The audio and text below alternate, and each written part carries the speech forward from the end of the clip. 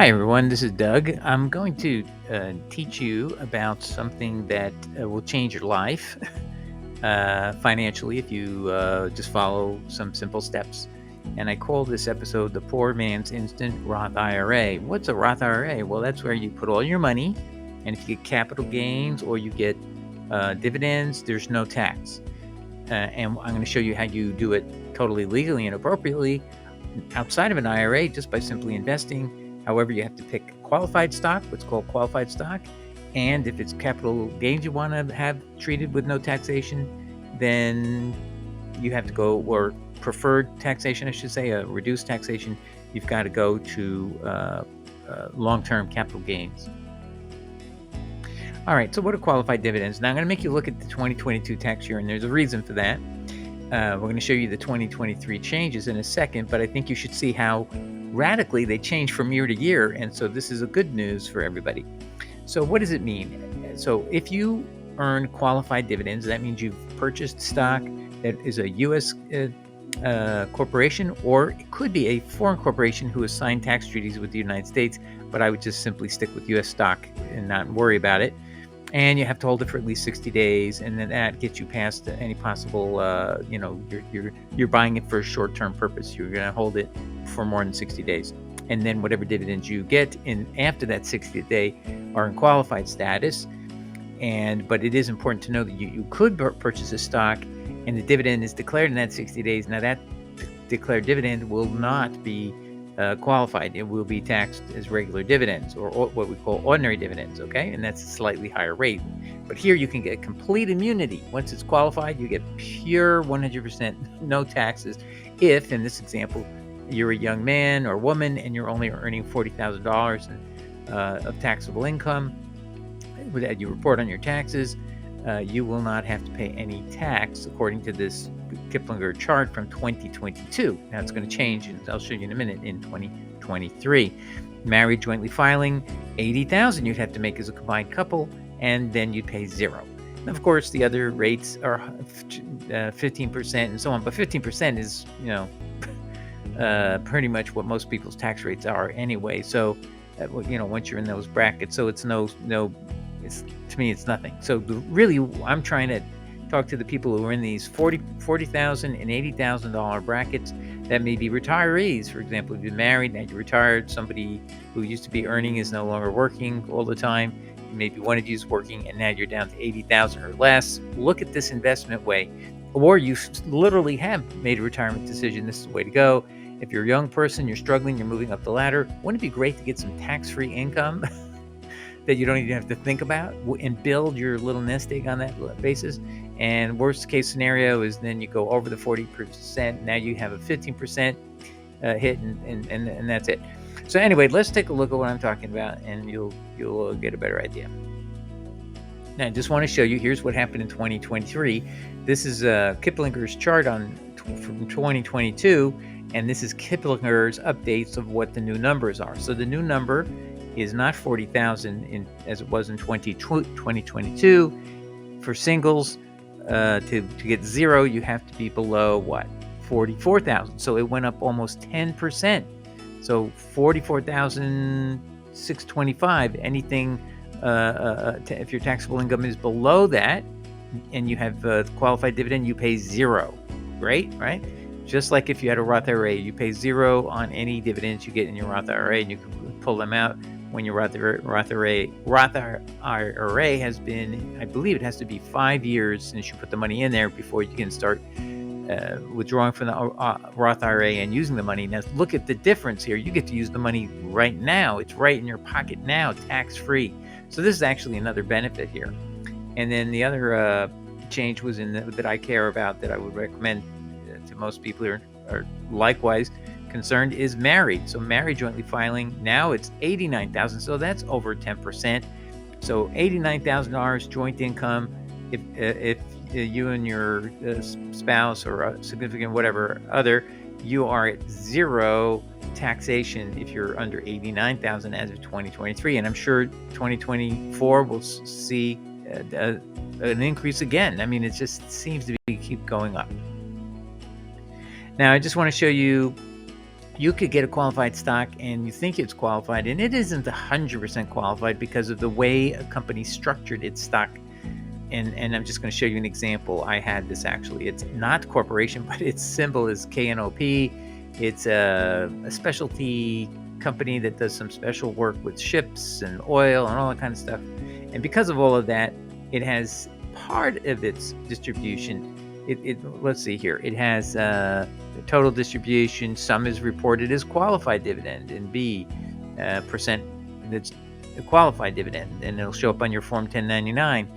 But the rest that is non-dividend distribution, you're going to put that on your dividend form, and you'll have to pay 38% of your distributions from NOP would be non-qualified and be ordinary income. And that may be because they're distributing you capital gains that are short-term, something like that, and that's inside of their stock price. So dividends may surprise you that you get some extra income that is taxable and not qualified.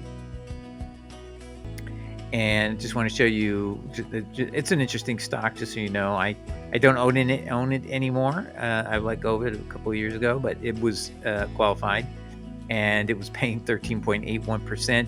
And of that, if you're under 80, it was non-taxable. The effective rate of the 60% of it as being in the qualified range was $8.26%. So 8.26% was non-taxable. So 5% approximately was taxable. So that's still a lot of untaxable tax payment. That's an 8% interest in a sense with no tax on it. And just to show you, you can use seekingalpha.com to do investigation. Is this a strong stock? What's its gross profit margin? 78.3% back in the time I investigated this. So it looked pretty good. Its net income margin was 23%. So it should be able to handle even a 23%. What was the return on this? 13% dividend. So can a 13% dividend be sustained when a company is making 23% net income? Probably, hopefully. And then so I do examination of dividends safely, and you should too. And you can go to seekingalpha.com and do some of these analyses here, and then read some of the articles. And it even tells you about that 65% payout ratio. 16.7% yield remains covered even without wins or nothing. So they'll tell you how secure your dividends are. Again, I haven't investigated this. These were September 2020 investigations. I'm just trying to give you some idea that whatever you are interested in, even a regular stock, you can investigate. If you want to own a stock that's not in a qualified dividend fund, and I'm going to show you how they can be in funds as well. And you want to buy one stock at a time, then you have to investigate, is this company has a good dividend? So you just don't buy stuff just to get qualified. You have to make sure they're going to be around in the years to come. And some people say boring is better. You want to sleep at night. Well, here's an example of what that could be. PFF, it pays 4.8%. It pays monthly. So you get a 5%. Basically, think about it as you've compared it to some people get CDs, and those were paying only 3% recently, then 4%, and now the federal tax rates are going up. But what's interesting about preferred securities is typically these are dividend yields on corporate securities, and so they're usually higher than the Fed rate when they were issued, and they will remain higher. And they also kind of auto adjust for the Fed rates. So anyway, they're kind of in retreat because the Fed is competing for money now by raising the interest rates. It causes a strain on these things. So they've been in a down cycle of late. But this is, some people feel better using preferred income security ETFs, and that the money comes to you monthly, and you would be getting a pretty good yield. Not great, not fantastic, not 13% in that example I just gave you. And you can see the rate, this particular one, PFF, can vary from month to month. You see, so that's why you just don't know. They're not promising a fixed amount every month, and so it'll net out in this example in the last 12 months at that 4.8%, I think it was, ratio. But That's not guaranteed either. So these are not guarantees. These are not like a CD where it's guaranteed payment. It's simply paying a distribution from a whole collection of what's called preferred stocks. U.S. preferred stocks are almost all 100% qualified, except why? What would happen is if they bought a stock and they held it only 60 days and it's paying them dividends in that 60-day period, well, the rule provides that isn't going to be deemed qualified. So on your tax report, the tax reporting they'll do to you is going to show you, well, we have 80% is pure qualified and the other 20% is not qualified. So you're going to have to pay ordinary taxation on that 20% just to show you. So even if you go this way and you don't buy an individual stock of your own, you'll never necessarily get rid 100% of some of your preferred dividend ETFs will have always some taxable portion. It won't be 100% qualified. But if you want to get 100% qualified, buy an individual preferred stock, hold it past 60 days, and you're always guaranteed from that point on it will be qualified. But if you want to be safe and not worry about an individual stock, you get a PFF type ETF where it's hundreds of preferred stocks are put into a single fund, and they'll be all qualified except the 60-day stock purchases that are added new inside of this fund. All right, and so here's another competitor of that company called PGX. It's from Invesco. It pays monthly, I believe. Yes, I'm pretty sure it pays monthly. I've had it, so it's monthly. And it pays a ratio slightly higher, 4.99% at the time I investigated this. It was back in 2020. Again, I was just trying to show people at that time, friends.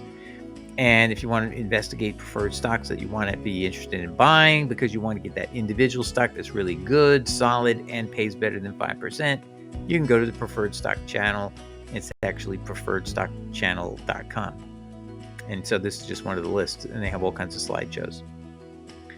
And here was a stock I used to like a lot. This is a preferred stock. See the letters PRA there, DLNG, PRA. Well, the main stock is the DLNG part, and the PRA means preferred class A. So when it's issued, all preferred stock, when it's issued, is always issued in the denomination of $25 a share for 100 shares. So people buy this stock initially at $25 a share, and that would be times 100. So stocks are always in lots of 100 on the market, in the stock market. So if you want to buy a preferred stock, you have to have $2,500 in your account at least, with some extra for the transaction fees. And you buy that single stock, it's always going to cost you $2,500 if you get it when it's first marketed. Now, what ends up happening is after it's initially issued, it's going to go down usually in price. So you can actually pick it up for a lower price, and now you can get a higher yield than it was initially issued for. So anyway, let's take a look at that. DLNG PRA is at this time, I think this was in 2020, it's $21.85 is the price on the share market now. So to buy 100 shares is $2,100. Now I want to explain to you what happens when it goes to $21.85. It's still always paying. All preferred stocks pay like a coupon bond almost. It's exactly the same every quarter or monthly, whatever it is. Whatever it is as a single stock, not as like a PGX and not a PFF, none of those ETF type funds, but a single stock will always be the same amount of dividends as it was when it was first issued at $25. So they call that a coupon rate when it's first issued. So let's say it's 7.25, and let's say it's $5. It's going to be $5 forever. So when the price goes down to $21.85, the yield will go up. So if it started at 7.5, it could be 8-9% when the price goes down. So you want to look actually for preferred stocks that go down, but are still solid enough that they're going to keep paying. They're not going to default. Okay, so that's one of the good things about preferred stocks. It's a fun thing to invest in because if yours goes down, you might decide, hey, I want to buy more and get a higher yield by doing so. Now, I want to show you how it showed up on my tax statement. This is the stock. Now, see, it says here, Dynagas LNG Partners, LP, and then CPFD, and then the symbol PRA. So this is the symbol and this is the statement. Now, 9% means it's coupon bonds. I told you that never changes. Was 9% when it was first issued. So that was a very high yield. So I was given, see that at 1A, it says total ordinary dividends, 225. How much was qualified? 225. So that's the benefit of owning what? A single stock name, which is a preferred stock of a bigger company. Dynagas is an LNG company, and it has it's issued a preferred stock. And when you have that, 100% of the payments that come to you after you've bought it and you're past the 60th day on each of those purchases, you always are guaranteed that will give you 100% qualified and not have to pay tax if you're in those 0% ranges I showed you at the beginning. And here's another stock statement to just show you the difference when I bought PGX. So I got, so $30 was paid. This is a monthly payer, right? So I get $30 and so on. So $30 here. Dividend distribution was, total ordinary dividends was $30. Then you really have to look over here. Qualified was $19.58, and regular distributions $11.32. So you put $11.32 and 19 together, you get $30.90. What are they telling you here? Doug, you're only going to have to pay, you're only 0% tax rate on qualified is over here on the 1958, but you're going to owe this on the 1132. Why? Because that's the purchases they made within that 60-day zone. Wherever the dividends are paid, they're taxable. So that's going to always have this ratio, and it's kind of surprising to me. But 64% of the ratio is 0% or qualified. So don't expect that everything when you buy a fund like PGX or PFF, don't expect it's 100% qualified. It's going to be in this ratio sometimes, maybe all the time.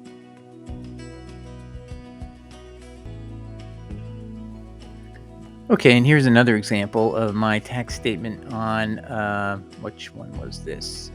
HPF. This is another conglomeration type ETF, or they put all these preferred stocks together, and then they give you some yield from that, and it's a regular payment. It's ordinary. You can see these are monthly payments. I'm getting $52 a month, right? So HPF, how much of this qualified? Only 52% qualified. 47% was taxable in this particular tax year of 2021. It could be varied each year, could be different, but that's not what I was aiming for. So I'm maybe gonna not invest any. I think I did sell all of that because I don't want that. So anyway, this is just an explanation. The taxable portion is $31 and the non-taxable is $21. Actually, it's worse than I thought. It's 40% is qualified and it's 52% unqualified. That's not good. All right. So and then all right, let me see what else. I want to tell you about preferredstockchannel.com. You can look up stuff here, and now there's interesting details you'll find out about your stock, and so this will be an education that will be helpful, I think, to understand. So whenever you buy preferred stock and it's an individual stock, remember I told you it's sold at $25, and that means they all start there, and they can go down, and they can actually go a little bit higher. And that's called a liquidation preference, or $25.75 in this example. So literally, the market price may actually go above 25, and that means it's so hot that people are chasing the dividends so far. They're so confident it will never go under. The company will never fail to pay. And so, even though the coupon rate was 9% when it started, they're willing to pay over $25, and that's going to lower the dividend rate maybe to 8.5, let's say, percent. They don't care because they're chasing the yield, but that's good. That's okay. It's still a high rate. So, so the current yield is 7.6. The original coupon was 6%. So that means in this example, the market price has gone below 25. See, 19.71, and so an original coupon of 6% now yields. When you look at the like if you had Fidelity account or Schwab, they'll tell you the current yield is changed. It's not the coupon of 6%. It's now paying 7.61% yield. And that's why preferred stocks are really lovely, because they can surprise you when they go down. If they're still good, like PG&E, are they going to fail to pay? Not likely. I mean, although they It's some $1 billion judgment in California where they had to pay a lot of money. But so they're going to still probably pay. All right, let's keep going. So here's, I think this is a different one. So this is another one of their preferreds, PG&E B. See this P, and they actually call it PCG.PRB. PRB means preferred B class. Let's go to the prior one and see what that was. That was PCG.PRA. So you see, first preferred non-redeemable. We'll get into that another time, but it says redeemable, perpetual, so on and so forth. So this can go on forever. And if they don't pay dividends, they don't accumulate and you can't pick them up. All right, and it also tells you it's quarterly. Now this is the second one, PRB. Now notice again the recent market price of 1915. The original coupon was 5.5%, but now since the price went from what did it start at 25, you would have gotten 5.5% if you bought it at 25, but now it's at 1915. So what's the rate? It's 7.18%. It pays you quarterly. Not bad, 7%.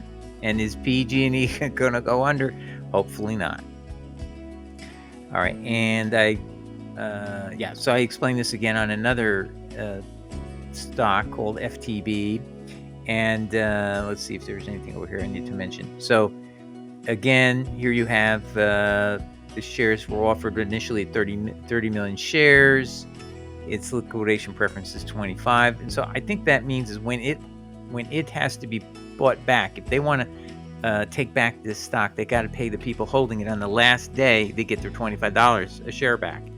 So that's why it, even if it goes down to 19, eventually, 30 years from now, it could be when they have to pay, or 60 sometimes, they'll have to pay whoever that is $25. So they're going to let inflation eat it all up, and then ultimately not have to pay as much as it sounds. All right. So the original coupon in this example was 7.25%.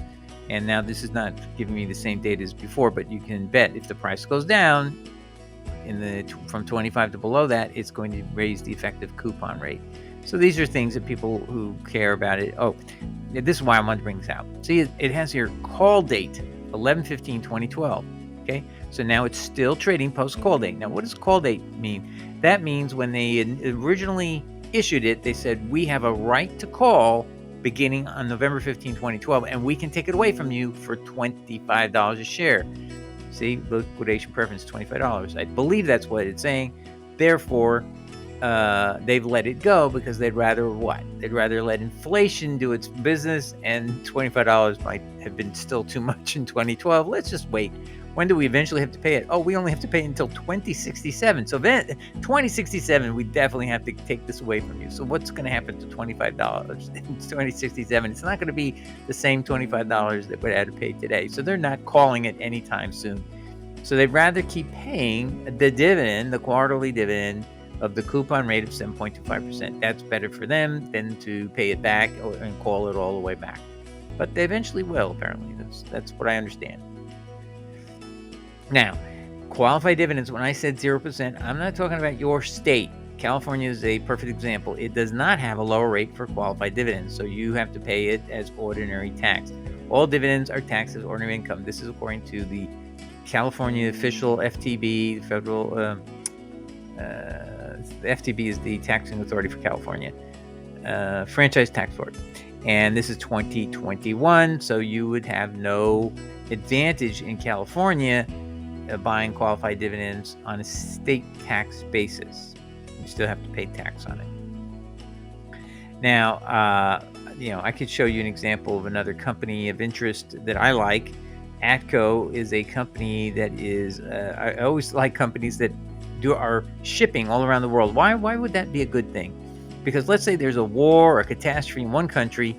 What's the one type of company that's going to survive no matter what? It's a shipping company. I hate to be so, melodramatic that, you could have war in the United States or who knows what country, or the whole world could go into chaos. The one thing that will keep going are ships because they're on the sea. And unless they're bombed or, there's a war, everybody leaves shipping pretty much on its own because it's, basically whatever the conflict is, people don't usually bomb ships and stuff. Although there are places where this is still going on. All right, let me just show you. ATCO is the name of the symbol. You might be interested in investing in it yourself. And and then it gives all kinds of warnings about its past and so on and so forth. And it'll tell you all the stock information if you go to their stock channel. And but I just want to show you. It says it has a qualified dividend. Face par value is 25. What I tell you, every preferred stock sells at $25. Now they're not talking about ATCO, the corporate stock, which is also the stock symbol ATCO. They're talking about their preferred stock. So I just want to show you how this works. And it's perpetual and it's callable, and they don't even have any maturity date. So apparently what they're saying is we're issuing it. It's callable from day one. We can call it anytime we want. So they're not even playing the game of it matures. They don't even have a maturity date. See that? So they're not playing a game. They can wait till year 2020, till the universe has almost reached an end. Let's say it's 2400. We'll pay it back then, when $25 is worth a penny, right? So I don't exaggerate, but anyway, that's how they're setting it up. So it's different than others. Some are different, but it's qualified. So this is a company that, even though it's got international shipping, it's still an American-owned company, or treated as qualified. Maybe it's signed a tax treaty. That could also be going on here. You can't tell 100%. Okay, so let's review. What did you learn today? You can get virtual instant Roth IRA, and even some advantage over it, because they believe there's a holding period of 5 years. So you put money in your Roth, you cannot use it. It's considered withdrawal if you take anything out, and then you can pay a penalty. They call it penalty, I think, or surcharge. So once you wait 5 years, any of the income coming out of that, you can then take tax-free, and you can even take back your principal. So that's my recollection of how that works. It could be changed. That was the way my Roth IRA was set up years ago, and maybe the laws changed. We're not talking about Roth IRAs today, but I can guarantee you the current 2023 qualified dividends that qualify are exempt if you were in the below these ratios. This is 2022, and we've shown you in 2023 they changed quite dramatically, 10% higher, over 10% higher in both single and married filing jointly. If you're in that 0% tax rate, you're in that sweet zone, perfect for young people who are trying to start a life, and you want to create a separate income stream that is not taxable. Just I would say buy preferred stock. Find a way to buy preferred stock, and if you can't afford it, you can buy preferred funds like ETF, but you give up a lot of possibility there that almost half of it, or 30% or 40% aren't going to be taxable, because they have to buy stock in mixed groups, and that's why it won't be 100%. But if you want 100%, try to save up $2,500 or in that range, and you'll be able to buy 100 shares of preferred stock, one by one by one by one. And now you have this income stream of no taxation until you are over these rates of 44,000 in 2023, approximately 44,625 to be precise. That would be a great thing for a young person to think about. What's good? What's a smart thing to do? Start investing. Start putting money here, money there, and get your lunch paid for. Get your next computer saved up for with tax-free money, and you can spend it not worrying about it that you're going to be taxed on it, because it's going to come back to you zero if you buy a single corporate stock or preferred stock. And a married couple, if you're retired, this is a great thing to know about, because now you're only on Social Security. Let's say Social Security is paying you $26,000 a year, or $20,000 a year. That's part of your gross income, by the way. So you can earn a lot of money, and this doesn't go towards your adjusted gross income. This does not affect your tax rate because it's non-taxable. So you could make a lot of this kind of money, and you're in a really sweet spot because you're not in it. You're getting it all tax-free, and it'll help you do bargaining. No. Managing your money, budgeting. It'll help you budget, because now you're getting this income stream. You can just count on it. It's yours.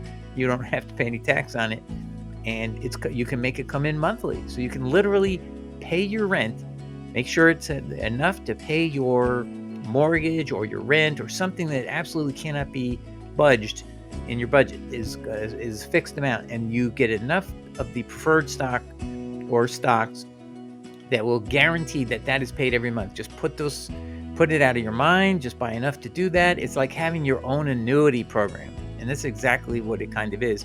And now the only downside is if you buy the stock and it goes out of business. So you have to be mindful of the picking good preferred stock, and don't just chase the rate, chase the quality and the rate at the same time.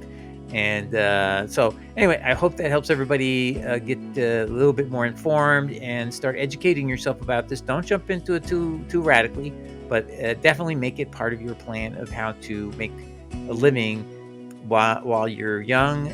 I would say actually when you're young and not earning a lot, and when you are elderly, when you're past retirement age and you want to retire. If you have a lot of these qualified stocks, you have your own retirement nest egg, and it doesn't take a lot. I just want to give you an example.